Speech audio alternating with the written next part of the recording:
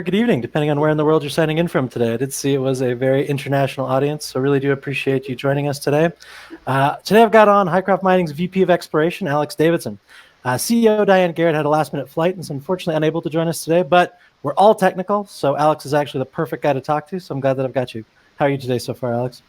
Good. Thanks for having me again. Appreciate it. It's always a pleasure to talk with you. Oh, awesome.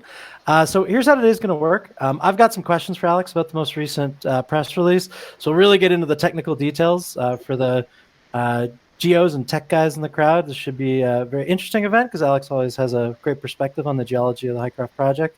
I will say if you have any corporate, company, finance, etc. questions that usually Diane would tackle, please feel free to share them. We're just not going to get to them today.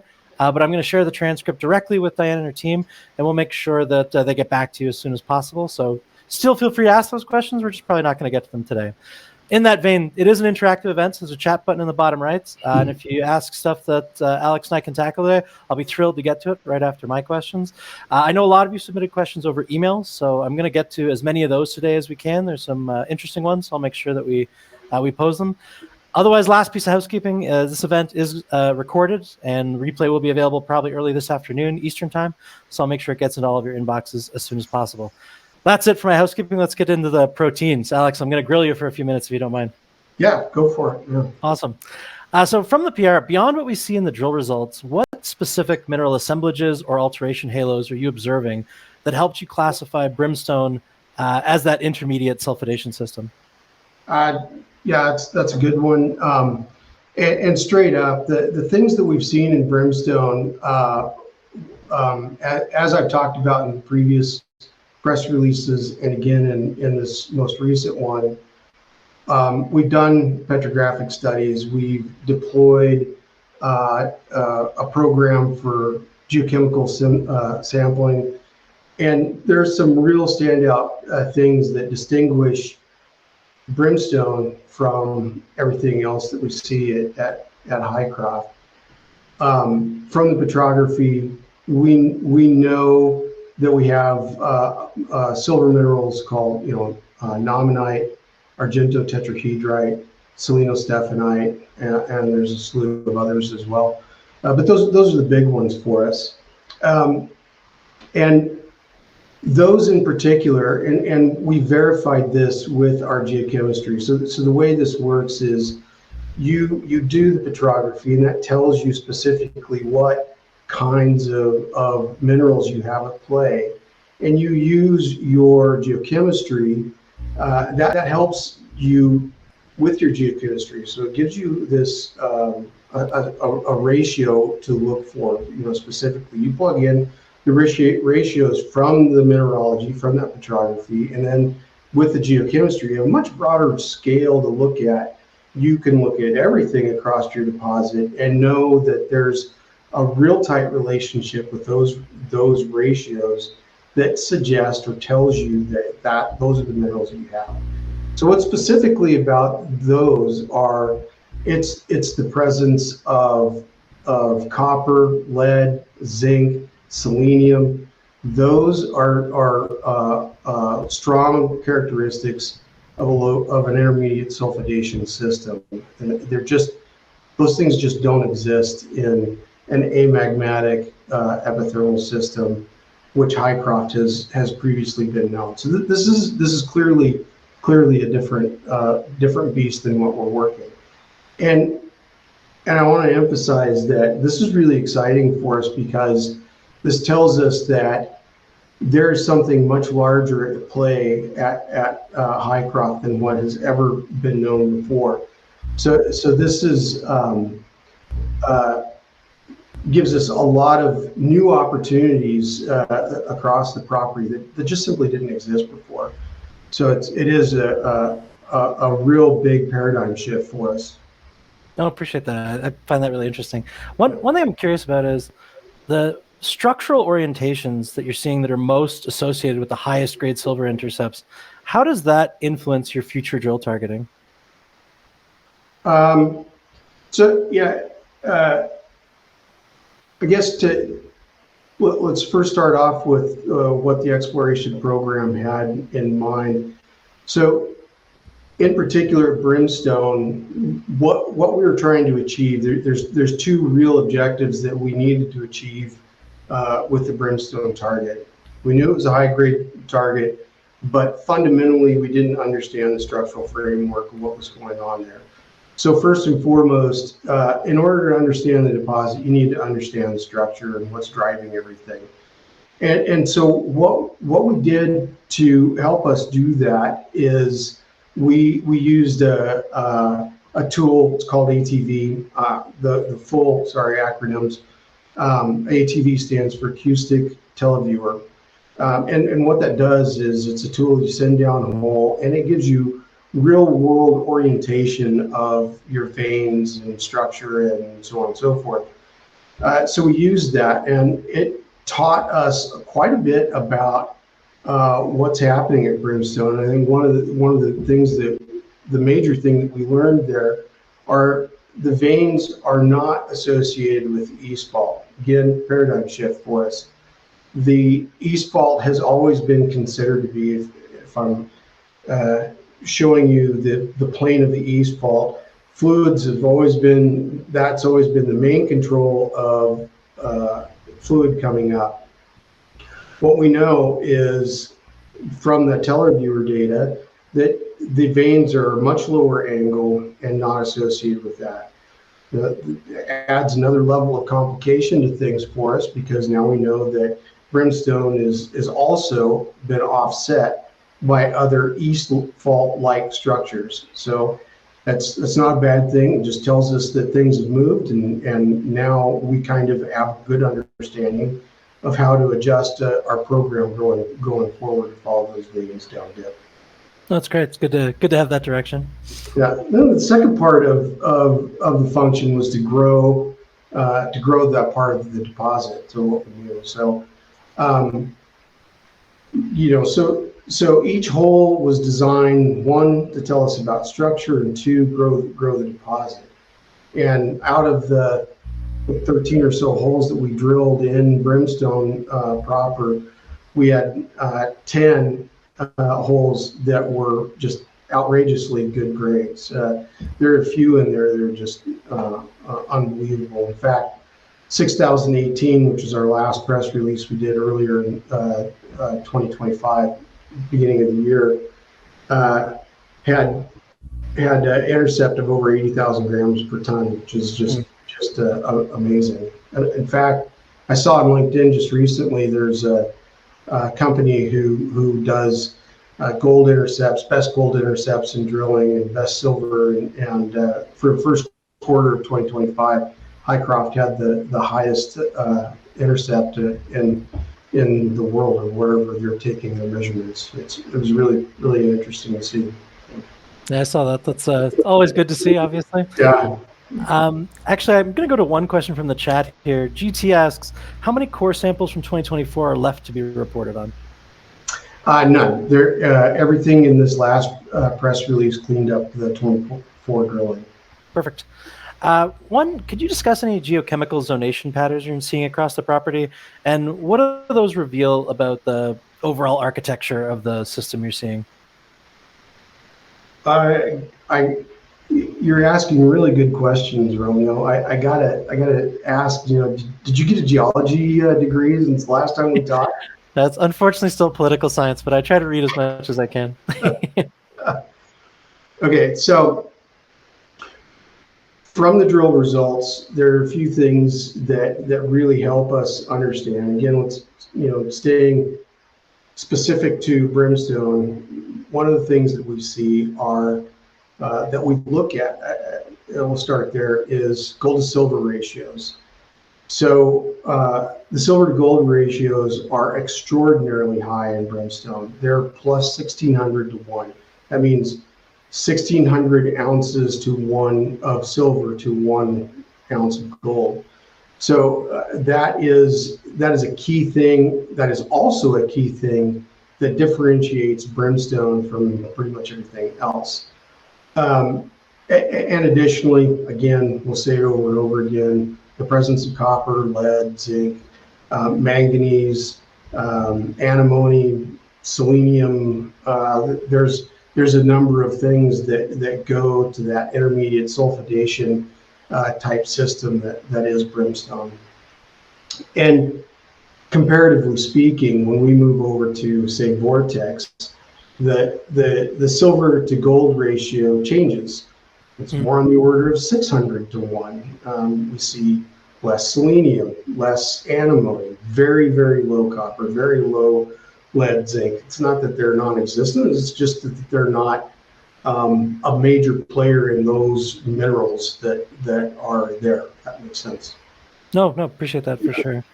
So that's how we look at geochemical zonation, if you will, across the property. Great. No, thank you. One thing I want to talk about with the, when you're thinking about developing the high grade zones at Brimstone, what drilling or metallurgical challenges do you anticipate compared to the historic heap leach operation? So drilling always has complications to it, and it's dependent on, any variety of things can go wrong when you're drilling. That's kind of a given. It's why I have the drill services people that I have in place. They are experts in those fields, and they manage that very, very effectively. My drill services guy, Jim Stoss, kudos to him. He's got 40 some odd years, 40 plus years in drilling and can handle those situations very effectively. And last year really was, it was learning. Every single deposit is different, just given, everything about it is different in every way. So what was fun about watching Jim is learning, adapting, and taking his knowledge and applying it to the next drill. And at the end, we had a very successful year. Really, we really did have a great year on drilling. So, metallurgical challenges.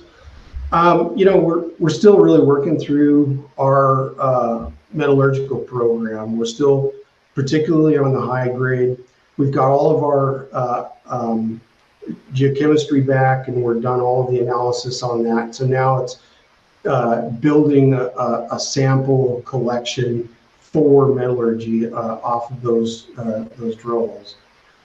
So I don't know if you know, but what you do, you drill a hole, we take half of that core and we sample that half, and we get gold, silver, and a suite of 64 element geochemistry off of that.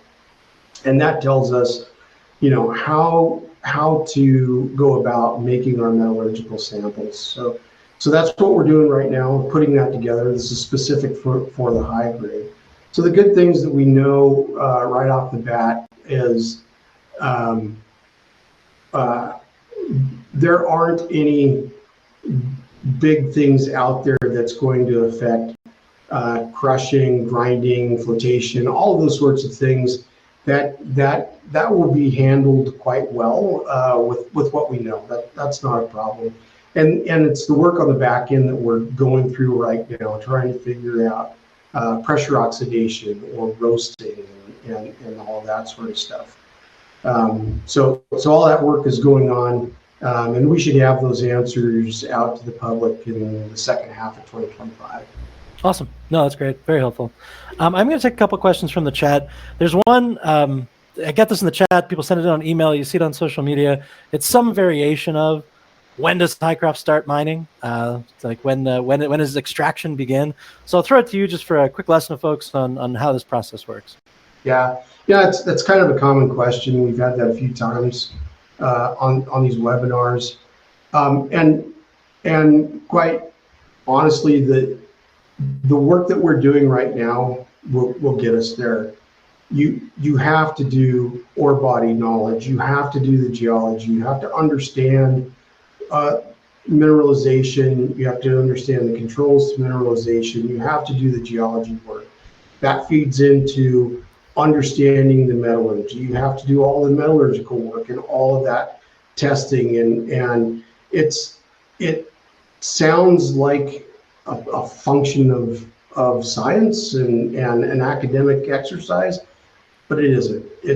you have to do those things in order to understand how to mine this properly. You have to go through all those steps to understand how to build your mill. You have to build your mill before you start mining. So all those things play into that.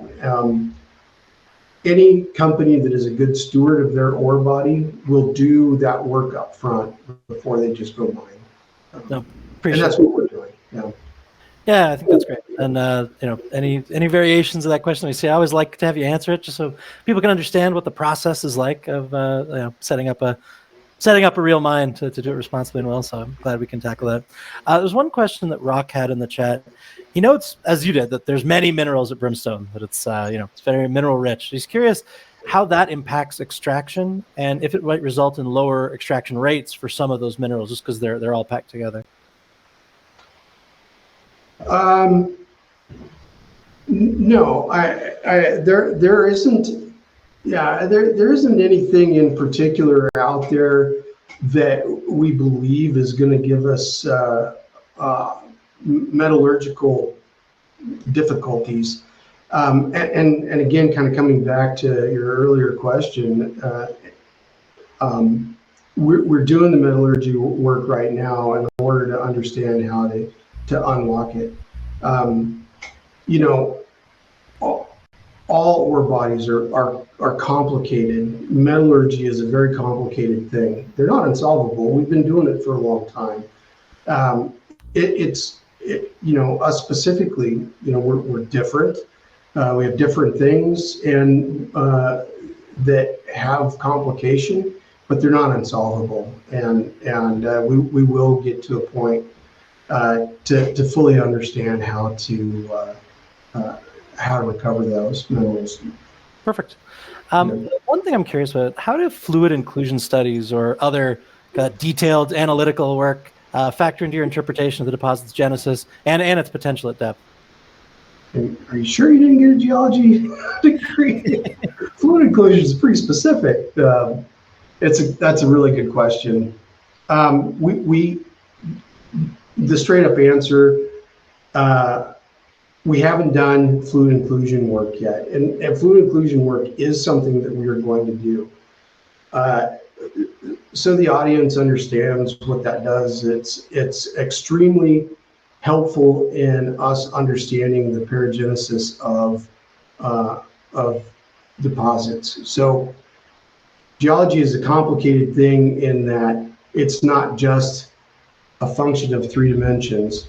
There's a 4th dimension in there of time. So we're constantly dealing with gaps in times, offsets, what came first, and those sorts of understanding that helps us understand how to target, how to mine, all of that. It's a big part of it. Fluid inclusion work is something that we're going to include into our next exploration phase of exploration that we'll do. It's a critical part. It's another tool that really helps us get that 4th dimension of understanding in there. So it's a critical part of what we'll do. So other things that we've done, I've talked about them ad nauseum. It's hyperspectral, geochemistry, petrography. There's a whole litany of other analytical work that all work together. Fluid inclusions is just another level of tying that work together. There isn't just one sort of thing that you can do that's that silver bullet, aha, it solves everything. It just doesn't work that way. Everything works in concert together. You do geophysics, and that gives you a broad scale of how things would look in the subsurface. You do geochemistry. You do, the more physical, actual drilling a core hole. That helps you understand structure. You do mapping. That ties your surface structure to your underground drill holes. Right. It's all of it works together in concert. Great. I want to get on to the manganese target because there were a lot of questions about it, and I certainly had some questions myself. I'm curious what specific evidence you have that suggests connectivity between the manganese target and the Vortex Brimstone systems beyond just the spatial proximity. So let's talk a little bit about manganese. First, let's understand how the target came to be. This is a process over the last several months, throughout the whole of 2024, mapping exercises to the east of the pit where manganese sits. There's no drilling out there. There's no information, but we had indicators that there was something going on out there. So, excuse me, we went through a robust mapping exercise. I have a consultant, Jeff Nichols, who we've worked with for a long time, back in my Newmont days, and so on and so forth. And he's just an excellent exploration geologist. He spent a lot of time in the field mapping and sampling, looking at soil samples that had been completed out in the area in the past, and understanding that manganese is a major player out there. It's anomalous. And that's really what kind of started building that concept. When we started tying those structures into the pit, we could clearly see that there's a strong relationship. Those structures are continuous. They sampled similarly. The results that we got back from those similars all showed high silver grades and high manganese and so on and so forth. So the drill hole 6015 that we put in this year was a conceptual target, trying to understand those structures. And fortunately, right off the bat, we had excellent results off of that. And so here's the problem: is manganese is understood for mapping in one drill hole.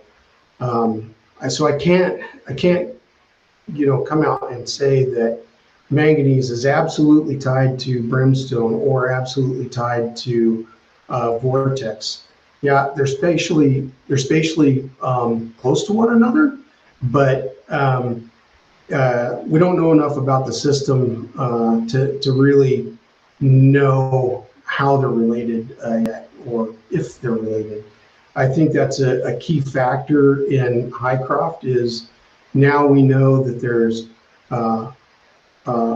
multiple events that have created the Hycroft deposit, right? So we're trying to understand what that is. Manganese has some structural similarities to what we see at vortex, but that doesn't necessarily mean they're the same system.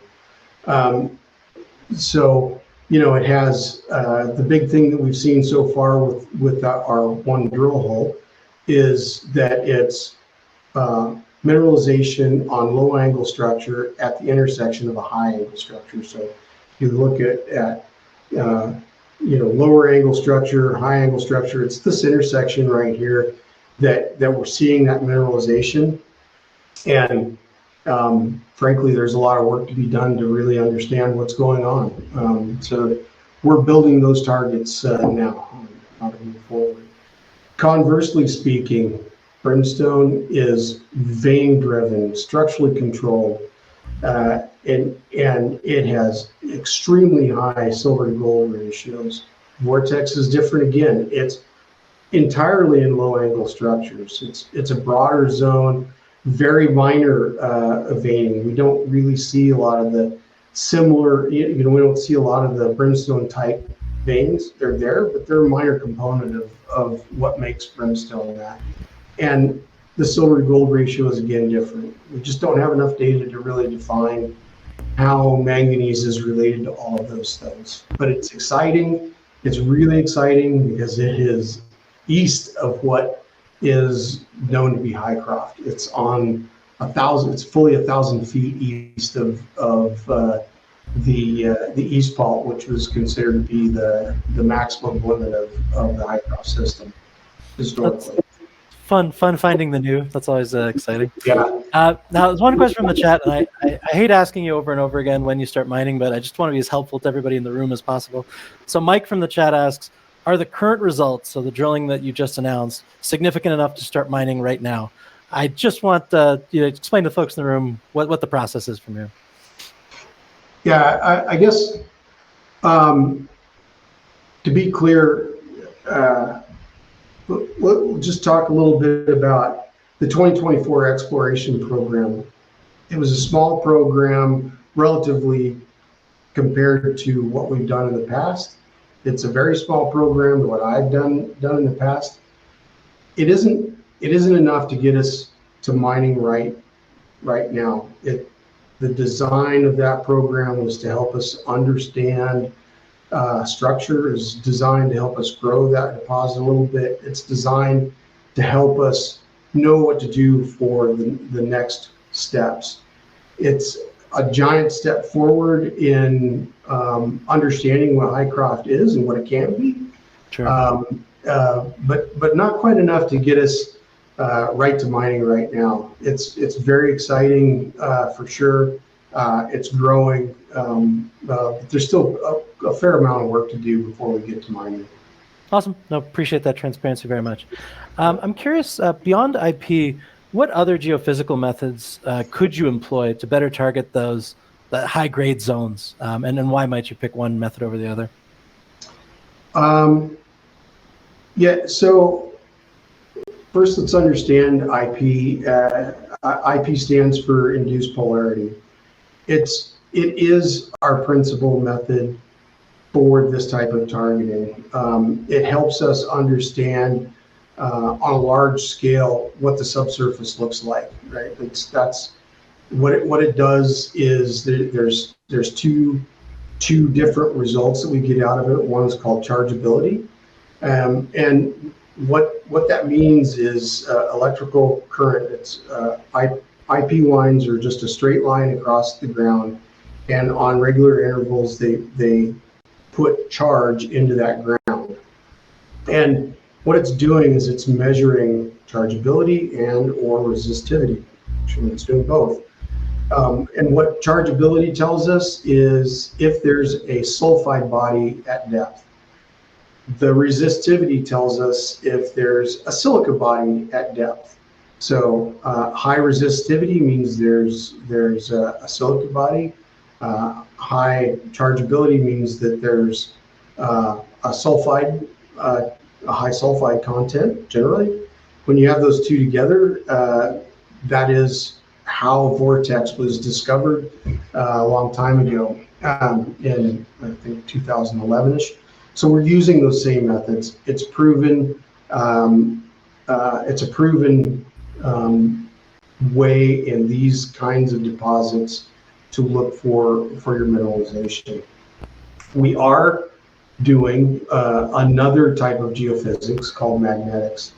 Magnetics will help us understand where intrusive bodies are setting out there. We believe there is more than just one to the east of Hycroft, and we think that there's a high probability that those are responsible for our Brimstone style of mineralization, meaning that there could be other Brimstone type deposits here. So that's why we're doing IP and magnetics. Again, it's as all of these tools, they work in concert together. They use one and it helps you understand the other, right?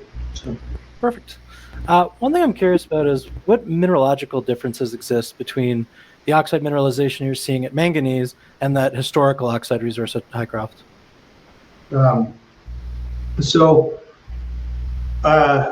Quite candidly, historical data from Hycroft, particularly in the oxide, there isn't much data out there. Geochemical, there are big swaths of years that they didn't actually collect silver assays. So I really don't have a way to compare historic oxide mining to what we're seeing now at Manganese. They could be related, but we don't really know that. Great. One thing is, given the extremely high silver grades encountered, and for the folks in the room, they are extremely high, in case you're not familiar with these types of projects, have you identified any unusual mineral associations in the core?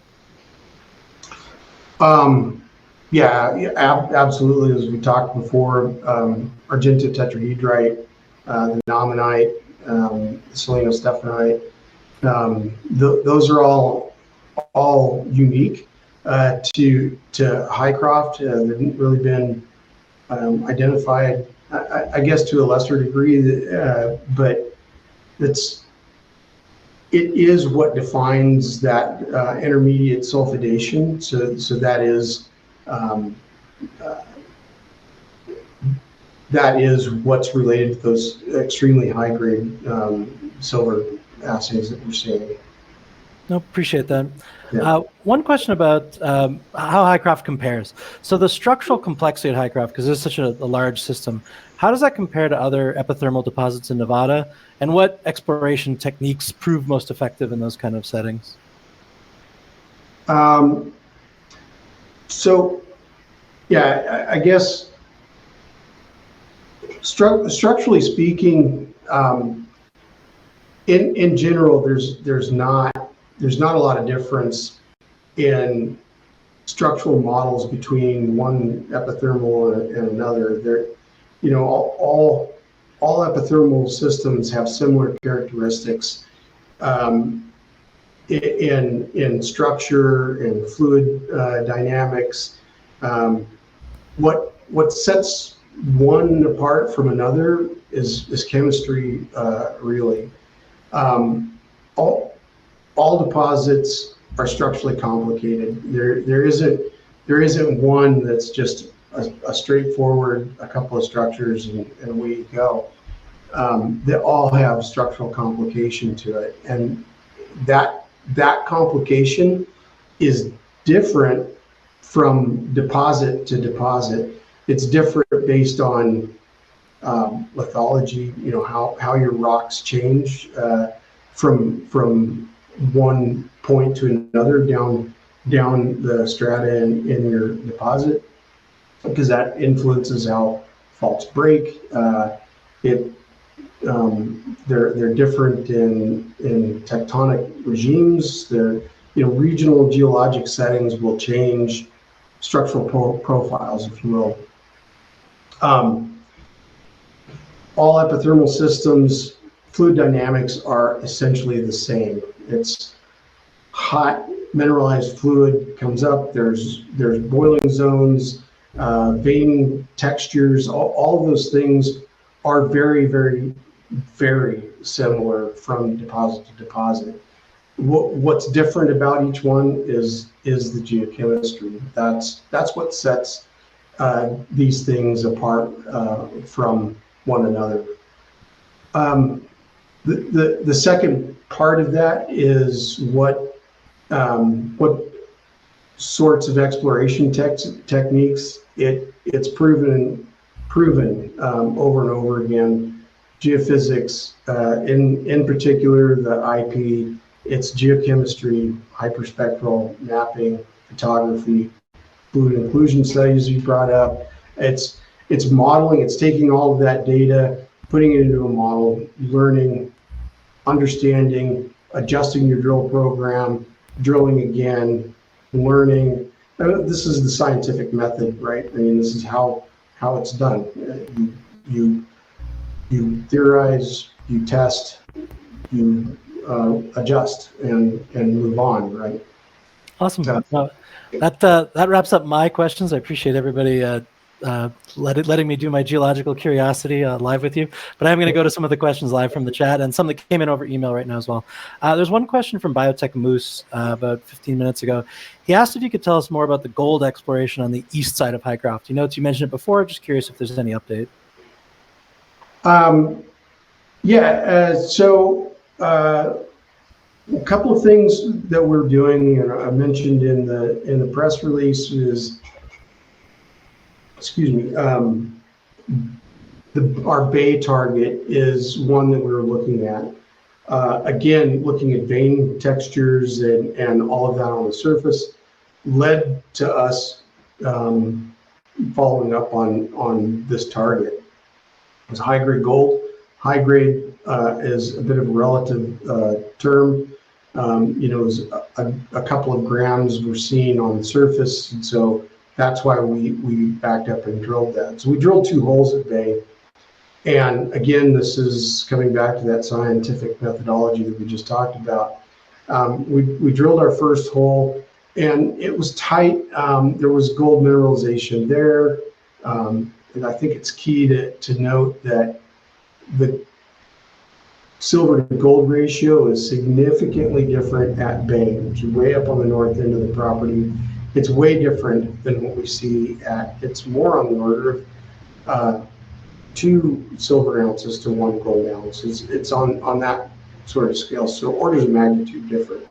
This is more indicative of a gold system. This is more indicative of that amagmatic epithermal type of a system, low sulfidation type system. So we are following up on those gold targets. But I back to the drilling. It was tighter than what we had anticipated. So when we go back, we map again, we look, we understand, and that caused us to drill our second hole, which is 6014. We drilled that further south. So 6013 was here. We moved that hole back about 1,000 feet farther south and drilled, and then the results which we saw in the thing were far more positive. Everything we saw there tells us that we're still really high in the system, that we need to drill deeper. So that will be that next phase of exploration, taking what we've learned, adjusting, drilling deeper, and going from there. Appreciate it. So there is good gold exploration potential on the property, but right now my big focus is still on that high-grade silver. Great. Speaking of, there's one short question that just came in over email, which just on numbers, how much of the deposit is silver versus gold as a whole, what you're aware of so far?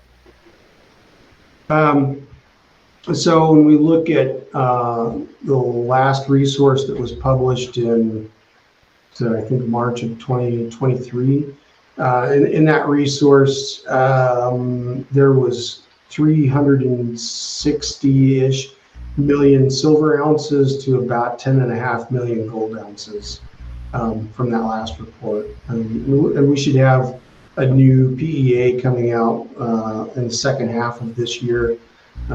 They'll have new results, new model with it. Great. There's a number of questions I'm going to all kind of package into one that I think there might be some confusion, so I'll just let you answer it. Is manganese just the name of the target, or has there been a significant manganese discovery? So the name manganese is based on the fact that we see anomalous manganese in that area in particular.